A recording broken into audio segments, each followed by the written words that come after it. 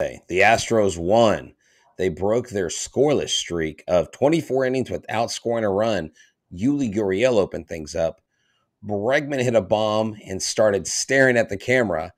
And Justin Verlander left the mound in the third inning. And prior to coming on live, and tomorrow you may have more information on this, Hunter Brown was removed from starting in Sugarland. And we'll talk about all these things on this edition of the Locked On Astros podcast. You'll have to do the thing.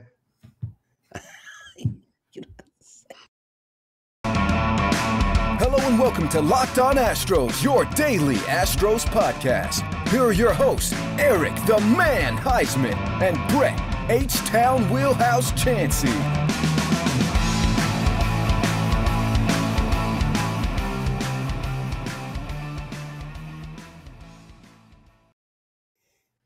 We are Locked On Houston Astros, and we hope that you join us for a daily Locked On Astros podcast.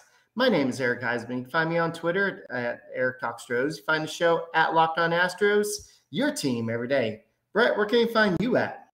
They can find me at H-Town Wheelhouse on Twitter and Instagram, and at Stros411 on Twitter, Instagram, and Facebook. Always positive, always Stros. All righty. The Astros almost got swept by the Orioles. It was a disaster of the series. Well, it could have been a disaster. The starting pitchers seem to dominate the Astros, and I don't understand why. The Astros have a good offense. I know that we're going to talk a little bit about Alvarez. His hand may be a little bit sore. Maybe that's why he's been struggling recently. Bregman's been on fire recently, but we got some contributions from a lot of people in the lineup. But I love how some people were calling out Mancini, saying, well, he must still love the Orioles because he went hitless in the first game of the series. But there's a lot that we got to discuss, including Verlander, like you mentioned in the teaser. But thank you for making Locked On Astros podcast your first listen every day. Whether it's on YouTube, keep on subscribing, keep on giving us a big like, and go ahead and listen to us on your way to work, on your way home from work. Wherever you do, just check us out and make us your first listen on Apple, Odyssey, Spotify, wherever you listen to podcasts. Check us out. Yeah, this series, Eric, was one that you kind of expected to happen. Last year, the Orioles swept us, but this year, the Orioles came in hot. And you got to remember, they've got Robinson Chirinos, who's one of their catchers. Robinson Chirinos had an excellent game plan. This is the first time, Eric, since 2017 that Orioles have had two pitchers go 7 2/3 innings back-to-back. That hasn't happened. Not against anybody, not against bad teams or good teams. Their pitchers had a good game plan, and they pitched to the hitters' weaknesses this weekend. And I wouldn't say it was a disaster of a series. Our pitchers did their job. We only gave up a few runs each game. It's not like the Orioles came in and blew us out. So the pitching still held the line for the most part. It was the hitting that went silent. And look, these are professional hitters. This is a professional team that's trying to make the playoffs. So what are they going to do? They're going to bring their A game. And when they bring their A game and they have a good pitching plan, that means that even the best lineups, like the Houston Astros, are going to struggle. So I'm not as worried about going down 2-3 to the Orioles in this series as a lot of people seem to be doing. We tend to, this is what I want to start calling Twitter. Instead of Twitter, we need to call it knee-jerk. Everybody makes knee-jerk reactions at everything. And I say that because I used to be that person. I'm no longer that guy. And I'm not always positive, always Stros just because I drink Astros Kool-Aid.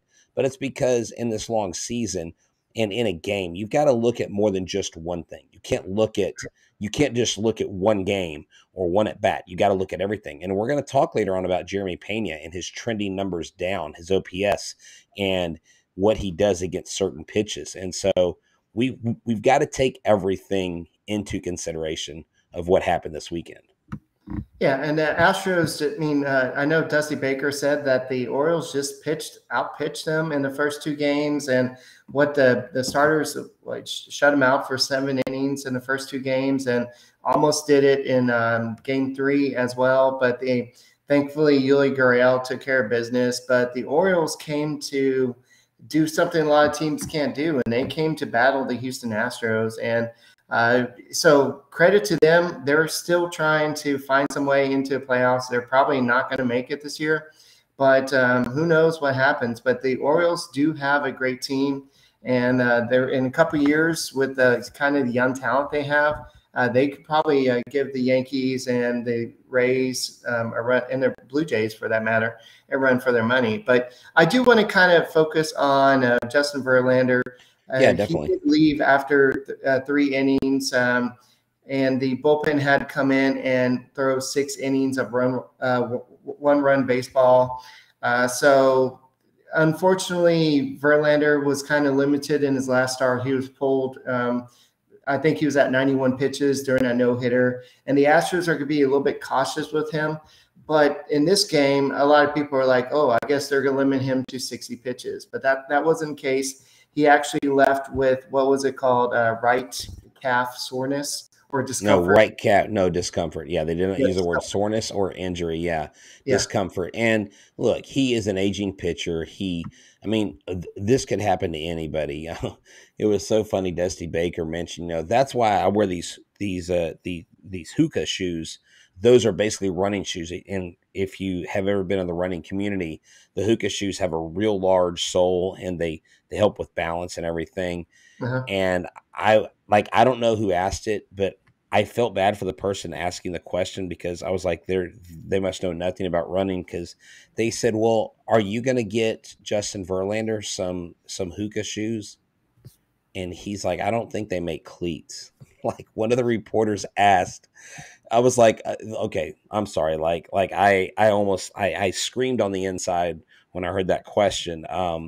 But anyways, Justin Verlander, it is something that, like Dusty Baker said, it wasn't his arm, it wasn't his elbow, it wasn't a hit by a pitch. It was his calf. I think his calf pulled a little bit, and that's something that you rest and recover from, Yeah, and so I believe they said it was on a play. He made a run to first base or something. Let me see. I think I had it, but the Baker said that Justin Verlander would get some imaging on his calf tomorrow. Right. He injured his calf while covering first base on a play in the 3rd inning. He immediately told the Astros about the injury, and then he left the game. Imaging would be done. He left the game. He left the stadium. They sent him home, so the reporters weren't able to question him. So basically, this was his 24th start of the season. He struck out 6 batters in 3 innings. He allowed 3 hits. I know he got into some trouble in the 1st inning, the 3rd inning as well.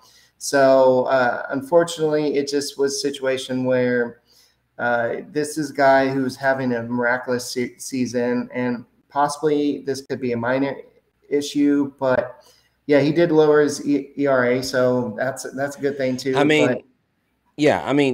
Honestly, it's like Dusty said, of all the bad news you could have gotten with your top pitcher going out, this is the best. This is the best, worst news you could get.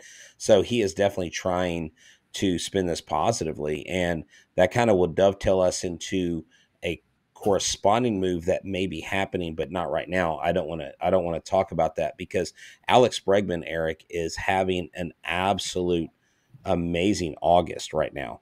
This guy is fine, I think, for player of the month. He's hitting .375 with 33 hits, 7 home runs, 21 RBIs, 26 runs scored in 25 games.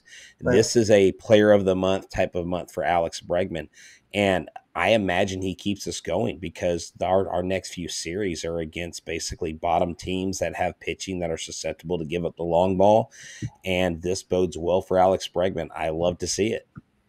Yeah, and I think he's leading AL in runs scored as well, with 33 runs since the All-Star break. And he has 20 home runs now. And what I love about this is he's getting cocky again. And that's the Alex Bregman that is great. Like he did the dugout stare with Christian Vasquez today.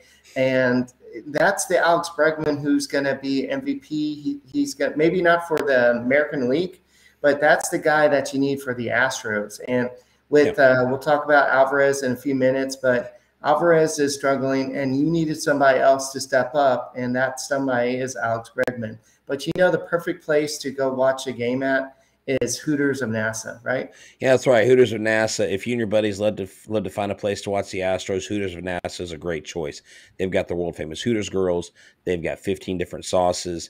They've got teriyaki wings like Eric likes, or they have lemon pepper. They have ghost pepper chili. I mean, they've got all kinds of flavors. Not only that, they've got brews on tap. They've got different styles of wings. And if you love the Astros, on October 2nd, you'll have to sign up for the bus trip. I believe they still have spots left. They feed you, I believe, 5 wings before. They serve drinks on the bus.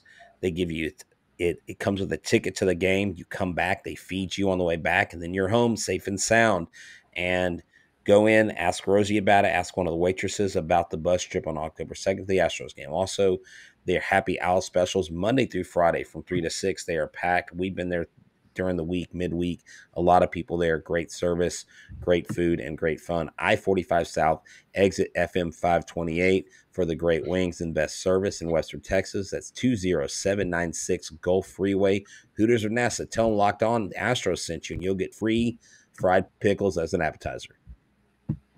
Yeah. And how about David Hensley? Speaking of appetizer, he got his first hit and he got to keep the ball. He also got to keep the lineup. Dusty Baker wrote on there first major league hit, or somebody did. And that was an awesome experience for him. Just imagine a 6'6" guy getting to play DH after a game after he played shortstop for the Houston Astros. So this is a guy that's going to get a little bit of playing time, especially depending on how much time Alvarez is out.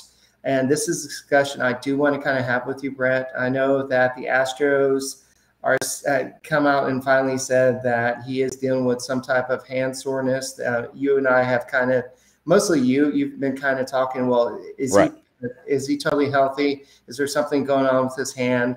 But after the game on Saturday, he said that a bothersome right hand has kind of been bothering him, and he's been dealing with this for a few weeks. And he says, I don't feel pain, but it's something that just comes up and bothers me. But obviously, that just doesn't justify the results I've been having. So he's saying that the hand is not causing him to struggle, but it's probably not helping, because if you're having trouble gripping the bat, you're not going to be able to follow through. And I know Alex Centron was saying that what he's doing is he's diving through the ball, and he's not having the same. You remember we talked earlier in the season how he looked so intimidating. He was standing straight up, but he's saying that now he's into it. Yeah. He's basically leaning in, and so his head's getting out in front, which is taking his power away. When his head stays back, when you stay upright, and you bring your hands and then you bring your body behind the ball, you have more power, versus in front, it's like you're pulling something versus slinging that bat. Because basically what you're doing is you should be throwing the handle at the ball, and that brings the bat around. But if you're leading too much, it's almost like you have too much of a pulling motion on there. I think 100% this whole hand thing has got to have something to do with it, because he is not hitting well lately, and that's okay. He's had these stellar months going in. I definitely think it hurts his MVP chances. I even opined on Twitter, Eric, hey, maybe he just needs to take the week off until Friday. Just let him rest. Like let his hand heal. Let his hand not do something that's baseball related. Honestly, I mean, look, hey, wait, but I thought we were all into rest days. We rest a star the day before a rest day, but we have our biggest star hurting and we're playing him every freaking day. Today he got the day off, but I just it doesn't make sense to me. It's like the body sometimes just needs rest. The body sometimes just needs to heal. I'm not a doctor.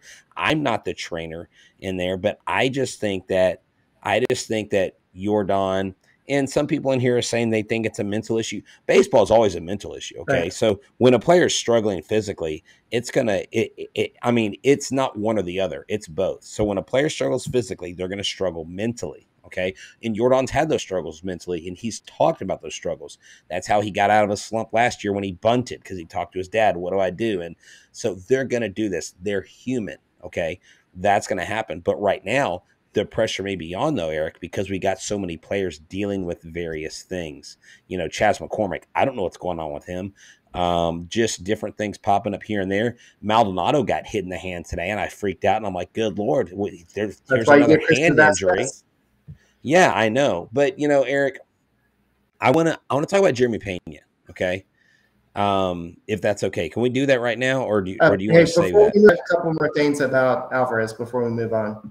Okay, go ahead. So this is what Cintron said. He said he's diving to a plate with his upper body a lot and not staying tall, trusting his hands. That's why he's struggling to drive the ball out of the ballpark. We know about it, and we talk about it. And then also Dusty Baker said that he hasn't said much about it lately. We have talked about it and harped on it quite a bit about the hand and what they should do about it. But he also said it's not a one-man wrecking crew.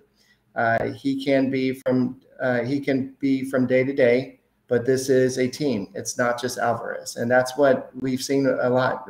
I know that Tucker, his hit streak broke, but now he's started a new one today. So Tucker's heating up. You have Yuli hitting here and there. You have Jeremy Pena, who you're about to talk about, is doing a little bit better from here to there. But the key to the Astros' success recently has been Alvarez, and Christian Vasquez has been doing pretty good. And so I just think that since Alvarez has been started declining on July 30th, the Astros are averaging they were averaging 4.7 runs per game before that, and then now they're averaging 4.2 runs since that time. So he is, since he's been declining, the Astros have been feeling that. And so that's why you see that they're kind of struggling, because Alvarez does carry the Astros lineup. And as I've said this many times, as Alvarez goes, the team goes. But it sure helps that Alex Bregman seems to have returned to his form. And like I said, now that he's got that cocky Alex Bregman, that's so much better. Right. So, to go into Jeremy Pena, Jeremy Pena has, I believe, regressed over time. And the problem areas are obvious. I mean, anybody can look these numbers up on FanGraphs or Baseball Savant. But Jeremy Pena started out with an OPS, like his first month was 753 in April. It was 817 in May. And then it started dropping. So 694 in June, 666 in July, and 515 in August. Now, here's what he does against various pitches, all right? Four-seam fastball, he has a run value of 7. He's hitting 316, 633 slugging, weighted on base, 445. Listen to this. Changeup, 140 slugging, or 140 average, 163 slugging, 160 weighted on base, -7 runs. Slider and sinker, both -3 run value. His slider, he's hitting 226, sinker 208. Weighted on base average 374 on the slider, 226 on the sinker, and a 286 weighted on base average on the slider and 286 on the sinker. And I haven't, so cutter, get this, 370, 556, 411 run value of 2. You throw him a fastball, a cutter, or a four-seam, he's hitting it. You throw him anything breaking, he's not hitting the broadside of the barn. His strikeout rate is over 30%. 60 of his Ks are on let's see, are versus breaking balls, and only 30 of them are on fastballs. And he has 15 on off speed. So off speed and breaking pitches, he has 75 strikeouts. And that is something that they're going to need to fix. I don't know that you can fix that right now this late in the season, but that is definitely his Achilles heel. So if I'm pitching Jeremy Pena, I am not throwing a single fastball. If I've got a guy out there that can throw breaking pitch after breaking pitch after breaking pitch, I'm going to buckle him on the 2 breaking pitches, that I'm going to pipe a fastball right down the middle, because he's going to be expecting another breaking pitch, and I'm going to get him out of the game. I'm going to get him to swing and miss. I tried to be critical of his defense. He still is worth 7 defensive runs saved. He's got the highest run save value on the entire team on the infield. I was like, oh my gosh, and he's top in the league. So, I say top. He's like top 20. Okay, like where Correa's 5th, he's like 15th. But I looked at him and Correa. He's about 10 places behind Correa. Correa's kind of put himself back where he really belongs as the veteran, as he should be. And Pena kind of is where he is, but still 7 defensive run saves. I personally thought his defense would be rated a lot lower. Like he wouldn't have that many defensive run saves because it seems like an error here or a throwing error there or whatever. But he has 14 total errors. 7 are on throwing, 7 are on fielding. Yeah, it's frustrating. I mean, as good as he was, but you knew the league was going to figure him out. So Jeremy Pena's job from this point on is to make the adjustment, and that's what all the good baseball players do. Mike Trout did it. You saw Carlos Correa do it, and you saw all the good baseball players do it. So that's what Jeremy Pena has to do from this point on. He's got to make that adjustment, and I think he will. He is that type of talent. We saw that when he was coming up through minor leagues. We saw that when he played in winter ball. We saw that when he played with all the big leaguers. Everybody was like, this kid's got the stuff. So I think that we'll see it. Like you said, I don't know if it's going to be this year. He'll probably have to make some adjustments over the offseason, but I think we'll see a different Jeremy Pena next year. But he's not embarrassing himself defensively at all. And I mean, he does have a lot of errors, but I think that he's still for what we're paying for him versus Carlos Correa. I think right. I get that. I'm just saying he definitely has some work to do in the offseason. But I mean, what player doesn't have something to work? What player doesn't have something to work on in the offseason? But I do want to talk about this. I do want to talk about this tweet because someone just accused me of spinning stuff purposely just to get headlines. And all it did was retweet Astros Future. Astros Future. Hunter Brown was originally scheduled to start for the Space Cowboys. He is no longer starting, and they are using John Olasak as the starter. And he just said this is something to keep an eye on. And someone said, stop spinning blank until Ben Verlander reports something regarding his brother or the Astros. For the love of God, y'all thirsty. Hey man, I don't really know why that guy is so angry. I just tweeted about because I actually DM'd Astros Future. I said, hey, do you know anything else? And he said, this is all I know. He said, I don't know what it means. And so we're not saying that breaking news, Astros Future said this. We're just saying he was scratched from the start he was supposed to make. He hasn't been scratched at all. So before this game, it could mean something. Monday, isn't it Monday when they can expand the rosters? But the roster expanded has to be guys that are on the 40-man roster. You can't add a guy to put him on the 28th, right? You can. Yeah, absolutely. So wait, but I thought to go from 26 to 28, the 27th and 28th player had to already be on the 40-man. You can add somebody to the 40-man roster. That's true. Okay. All right. So you just have to get somebody off the roster. So yeah, I mean, Hunter Brown could be added to the 40-man roster at any point. If you need a player, you can make the move at any point. They could take someone. They could take Nico Goodrum. They could take Peter Mashinsky. They could take any of these guys that aren't there. And because those guys more than likely would clear waivers and they could pick them back up whenever it opened back up. So I think that would be fine. All right. Yeah. So I was the one that said, especially with Ryan Presley on the IL, don't be surprised if you don't see Hunter Brown up. And so somebody said he must be added prior to 9/1. So maybe you are right about that. So he has to be added before. Yeah. So he's making that move. September 1st is the playoff deadline. Okay. So maybe that is the case. So maybe they are having to add him to the 40-man roster. So if that's the case, then maybe that does make sense. But let's just look at everything that's going on. So we're just speculating here. So yeah, he does have to be added to the 40-man roster before September 1st. Doesn't mean he has to be added to the 28-man roster before that.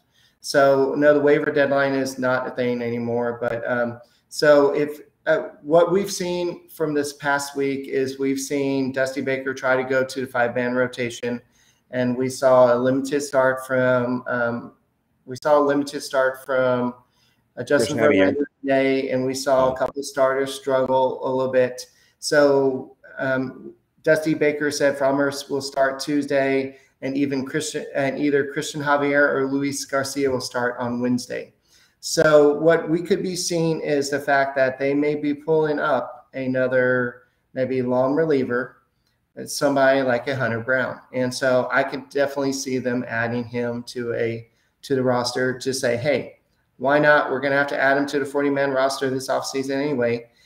This kid could be a wild card for the playoffs. So why not give him a chance? He's have a dominant season in AAA. There is nothing else that he can prove in AAA. And the teams we're playing, Eric. I mean, you look at our schedule. It's not like we're going out and playing the Mets and the Yankees and the Blue Jays and these, heavy hitting teams. It is I'm sorry, it's a favorable schedule for the most part. Right. It is if you look at this, Angels, Rangers, Rangers, Angels, Detroit, Oakland, and then Tampa, and then Baltimore, and then Arizona. So it's like we should win a lot of these games. James Cook says we have to add him to a 40-man roster now. I mean, just to say that we don't have to add him now. We could add him before the Rule 5 deadline, and I think that's in December. But if you have to add him then, why not add him now? The only problem is you'll have to make room for him on the 40-man roster, and that means you're going to have to dump somebody off the 40-man roster. So, yeah, James Cook, that's what I thought. James Cook, not James Click. But that's what I thought you meant. But, yeah, you have to add him by December, so why not add him now? So that was my whole point last week when I said that. I'm like, just add him now. He could be. We saw what Rosarina did for the Rays a few years ago. I know that's a hitter, but we've seen pitchers make impacts in the playoffs as rookies, like barely have any experience. So I think Hunter Brown can be that guy. And a lot of people are down on Maton and Neris and even Montero at times. So why not see what this kid's got? Well, and I've watched him pitch many times this year in person. I've talked to him several times before games. I love his attitude, and I'll go back to this. His whole attitude when he made the Futures game, he was happy, but he said, I would much rather be pitching at Minute Maid Park. Right. And when I said, hey, look, we do this show every week, and we have our listeners and we have those who follow us live, and they've got 4 or 5 different ways to get you on this roster, especially for the playoffs. And he was literally like, well, I really hope the Astros see it that way, because he goes, we all have one goal here in Sugarland. It's to get to Minute Maid and help the Astros win a World Series. And so that is forefront on his mind. And the opportunity this kid would have to be in the same clubhouse with Justin Verlander, his childhood idol, who visited his school in 5th grade, who he emulated his pitching stance after, would be absolutely phenomenal. Yeah. And the good news is that the Yankees did lose today, so they lost. They lost to the Oakland A's. Can you imagine if Major League Baseball was really cruel and just put the Oakland A's in the playoffs just because? They would beat us or the Yankees. Like, you know what I'm saying? Like, they just play. Someone said, I think it was Frankie from Twitter. He said, imagine having to play the A's 19 times a year. And someone goes, I think it would be easy then. And someone said, actually insert Yankees, because we seem to beat y'all every time we play y'all. Yeah. So the Astros lead is back to 3.5 games. So that's good. I know that they lost a game after losing to the Orioles. And I think that this was a revenge series for taking Trey Mancini from them. So the Orioles came out for blood because Trey Mancini meant a lot to the Orioles team, just everything that they went through with that. So one player that's on the 40-man roster, and I still can't believe he's on the 40-man roster, is Goodrum. I mean, Nico Goodrum, I mean, why is he still there? That's kind of a weird topic. He is there. I think he's there just in case an injury comes up. He's played Major League Baseball before. Eric, that's why he's there. You ask why is he there? That is exactly why he's there. He's he's killed the ball all season in AAA. So if a guy's killing it in AAA, you don't get rid of him. I know that he may not be great, and everybody on here is a better manager than the manager of the Astros. Us included. Sometimes we like to think we have like this like inroad on understanding the game better. But the bottom line is this: the Astros will make the right moves when they get a shot at making those moves, and they'll field the best team that they can for the playoffs.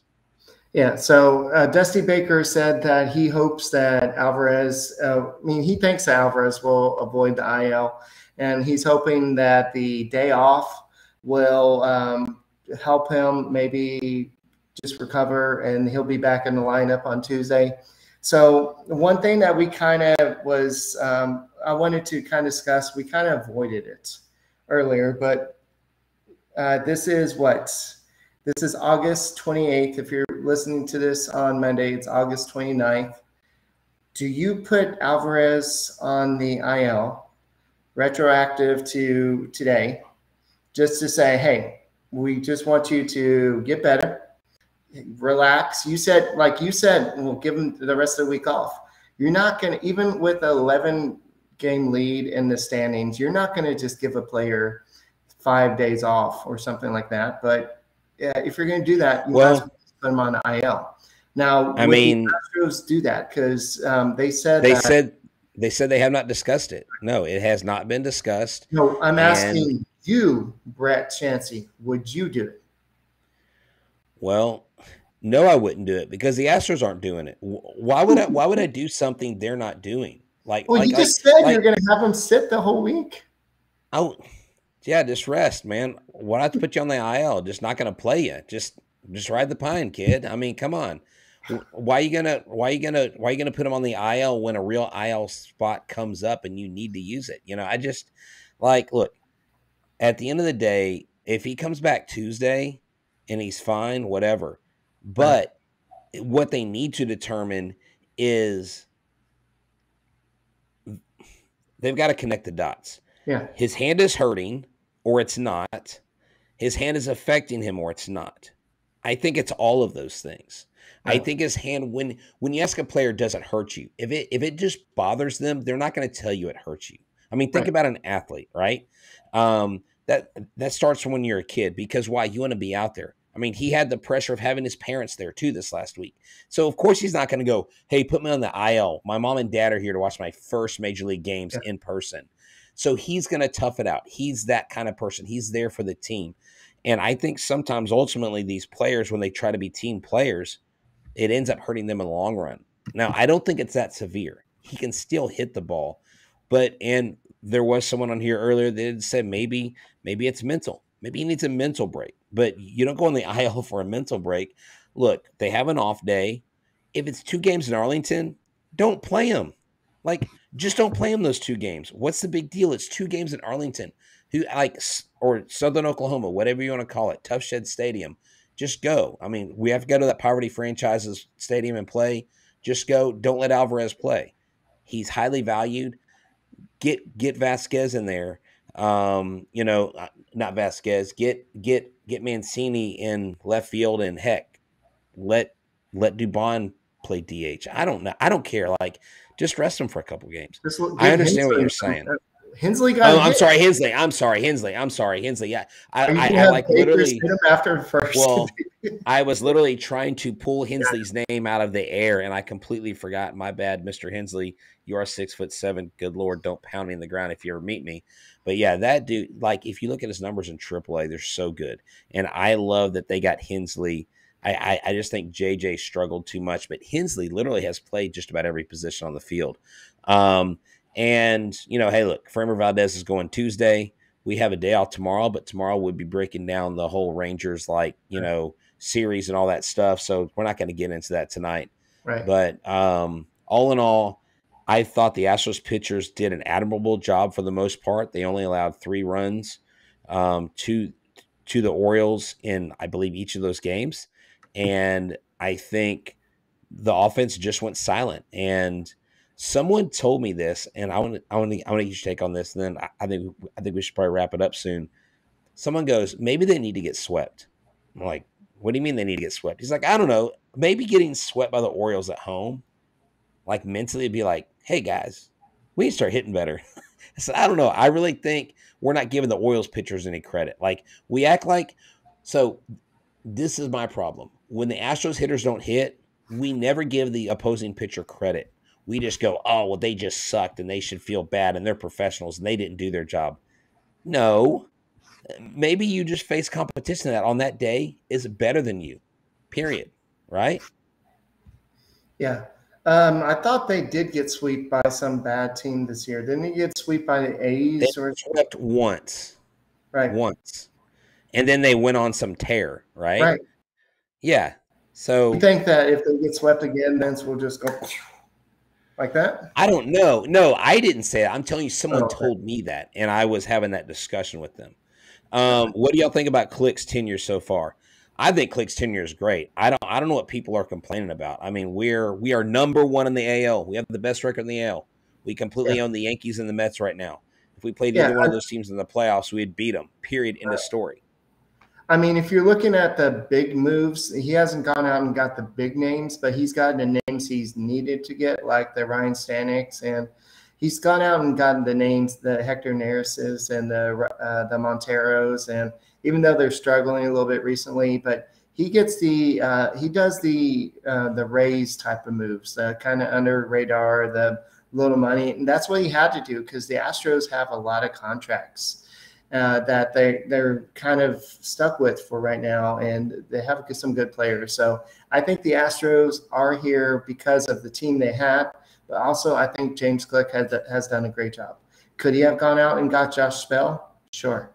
But Josh Bell is not really having great success over there either. Have you seen what Josh Hader's done? Oh, yeah, he's actually regressed. 4 innings pitched, 12 runs. He's been a disaster. Yeah. So, people make all these great moves. And so, look, at the end of the day, the Astros end on a win. They go to Arlington to basically step things up. And I do not know about Aledmys Diaz when he's coming back, but we'll have those things hopefully updated. We'll have a Hunter Brown update on tomorrow night. So make sure you check us out. All right, so my name is Eric Huysman. He is Brett Chancey, and we are the Locked On Astros podcast. Make sure you check us out. Make sure you subscribe to us on YouTube. Make sure you give us a big thumbs up, and go ahead and make us your first listen on Apple, Odyssey, Spotify, wherever you listen to your podcasts. Make us your first listen, and go Strips. Oh, I forgot I had graphics tonight. Later.